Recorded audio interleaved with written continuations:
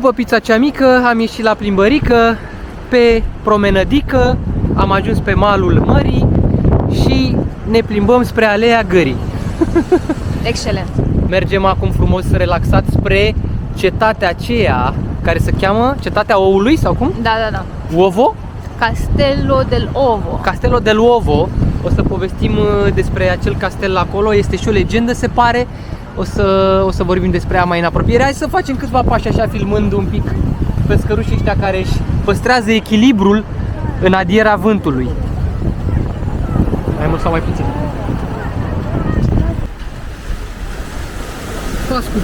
Pas cu pas ne îndreptăm către Castelul Oului, așa cum spuneam. Interesant acest nume. Este Ovo Castle, așa cum se pronunță în engleză, sau Castel del Ovo, cum spun italienii. Provine dintr-o legendă medievală atribuită poetului roman Virgiliu, care în Evul Mediu era considerat un magician. Se spune că Virgiliu ar fi ascuns un ou magic în fundațiile castelului. Acest ou ar fi protejat castelul și orașul Napoli de distrugeri. Conform legendei, dacă oul ar fi fost spart, castelul s-ar fi prăbușit, iar orașul ar fi fost devastat. Originile antice, fiind construit în insula Megaride, așa se cheamă insulița aia de acolo, unde coloniștii greci au fondat în secolul al VI-lea înainte de Hristos primul nucleu al orașului Napoli, cunoscut ca Partenope. În perioada romană, insula a găzduit vila sumptuoasă a generalului Lucius Licinius Lucullus. Ulterior, în Evul Mediu, în secolul al V-lea, insula a fost transformată într-o mănăstire. Ulterior, în secolul al XII-lea, regele normand Rugero al II-lea a construit o fortificație pe insulă care a devenit Castel del Ovo. Castelul a fost extins și întărit de dinastiile angevină și aragoneză, devenind reședință regală. În perioada aragoneză, castelul a fost folosit ca fortăreață militară, iar ulterior a servit ca închisoare și depozit, pierzându-și rolul de reședință regală.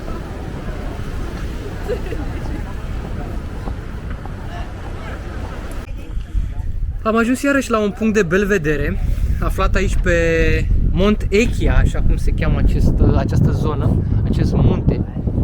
Vedem aici, sunt și rămășițele fostei vile a lui Lucio Licinio Lucullo, aici construită în secolul I înainte de Hristos.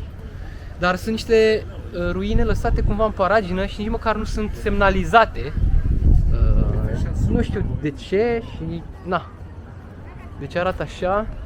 În orice caz, de aici se poate vedea foarte frumos o panoramă și o să mergem chiar acum spre marginea asta care e amenajată, pare de curând, de unde se poate observa Castelul Oului foarte bine și zona de promenadă, zona de faleză de lângă mare, la fel cum și muntele Vezuviu se poate vedea foarte frumos de aici. Suntem aproape de apus deja, dar e un pic înorat, soarele deja e în nori.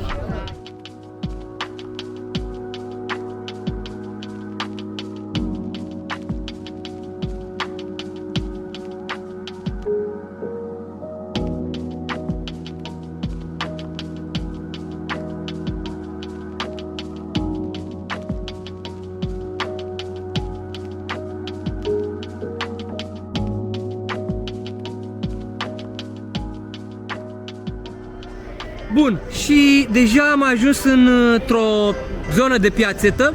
Suntem în piața Plebicistului din Napoli, care este cea mai mare piață din Napoli, un spațiu deschis impresionant, simbol al orașului, flancată de două clădiri importante, Bazilica di San Francesco di Paola, inspirată din Pantenonul din Roma, și Palatul Regal, Palazzo Reale. Hai să vă spunem câteva detalii și despre... Hai să începem cu Royal Palace-ul pe care îl avem în stânga. Acest palat regal, una dintre cele mai impresionante clădiri din oraș și un simbol al puterii regale din sudul Italiei. Construit în stil baroc, renascentist, acest palat reprezintă o capodoperă arhitecturală ce reflectă influențele multiple ale istoriei orașului Napoli. A fost construit între 1600 și 1602, sub îndrumarea arhitectului Domenico Fontana. Palatul a fost conceput pentru a găzdui vizita regelui Filip al III-lea al Spaniei, deși aceasta nu a mai avut loc în cele din urmă. Hai să ne îndreptăm acum privirile către celălalt punct important care este Basilica Reale Pontificia di San Francesco da Paola, pe numele ei întregi. Hai să mergem să ne apropiem ușor de ea. Construcția bazilicii a început în 1816 sub domnia lui Ferdinand I al regatului celor două Sicilii. A fost ridicată ca un act de recunoștință pentru recâștigarea tronului după ocupația napoleoniană. Planul structural este de fapt un plan circular inspirat din Panteonul din Roma. Colonadele. Interiorul este înconjurat de 34 de coloane corintice din marmură dispuse circular. Pereții și plafonul sunt decorați cu frește și opere de artă din întreaga perioadă neoclasică. Acum nu cred că putem să intrăm în acest moment, dar putem să ne apropiem mai mult, să vedem dacă e deschis și dacă, nu știu, putem să vedem mai multe despre această operă impresionantă.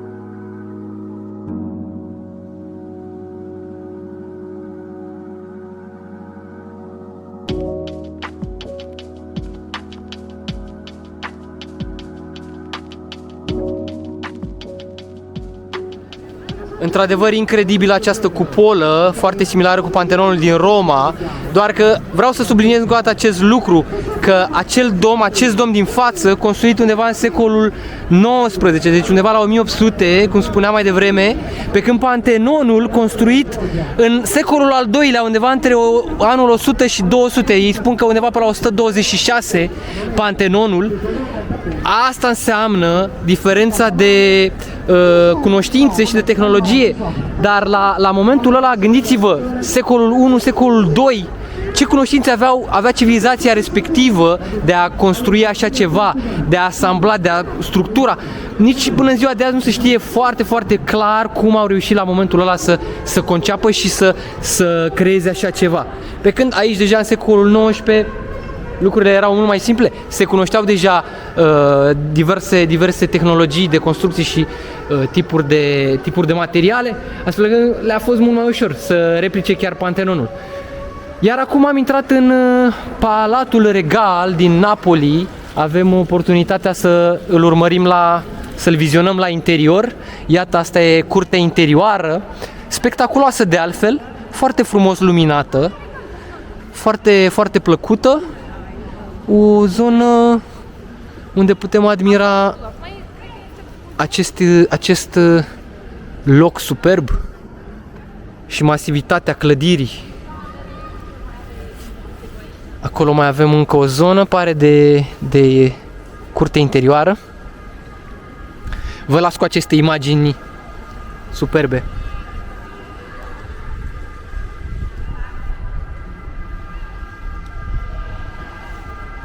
Iar perspectiva asupra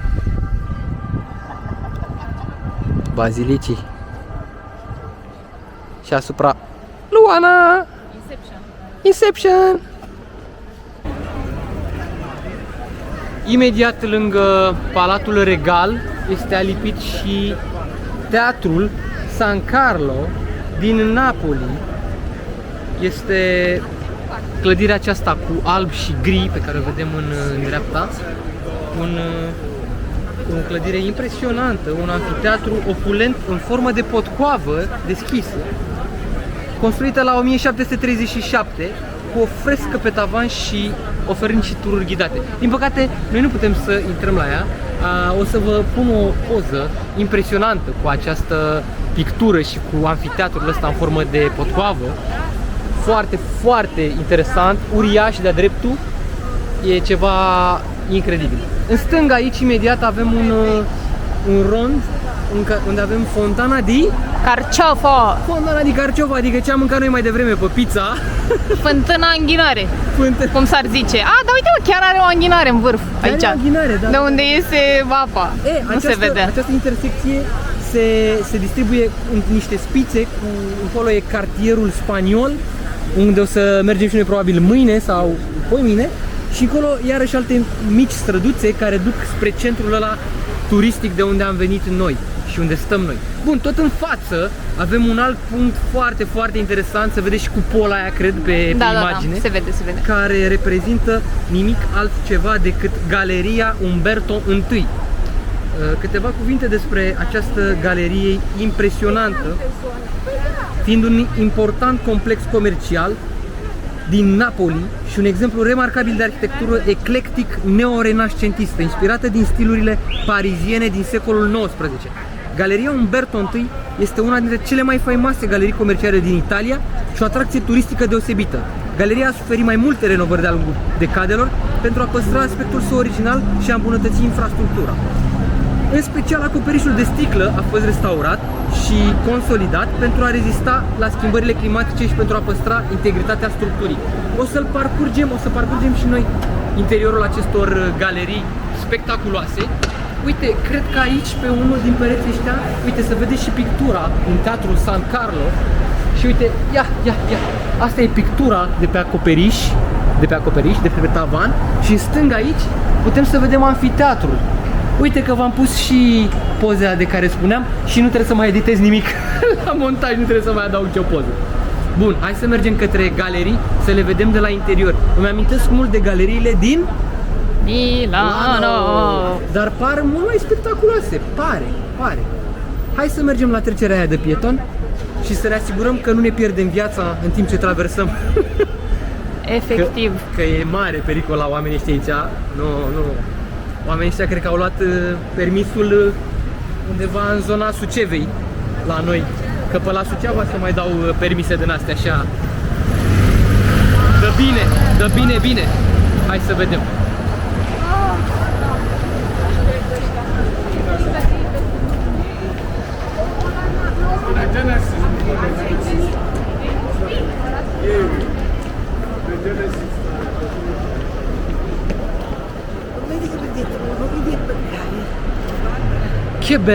Che bellezza! Ce frumusețe! Wow! Dar aici în mijloc pare că e o zonă unde accesul e interzis, probabil. Cred că se reabilitează ceva. Da. Ia vezi ce filmezi acolo. Drumurile astea. Drumurile noastre toate. Drumurile astea. Se vor uni vreodată în această intersecție unde nu este permis accesul, oare de ce? Wow.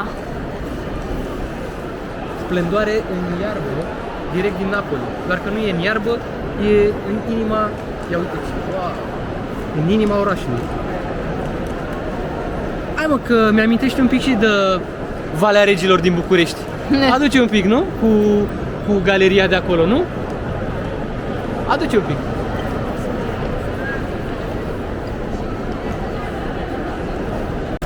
Am zis să facem și o pauză de un nou colațiune, dar colațiune de după amiază, de seară chiar. Suntem la Casa Infante. Ia filmează un pic aici să se vadă. E chiar în centru, chiar lângă galerie.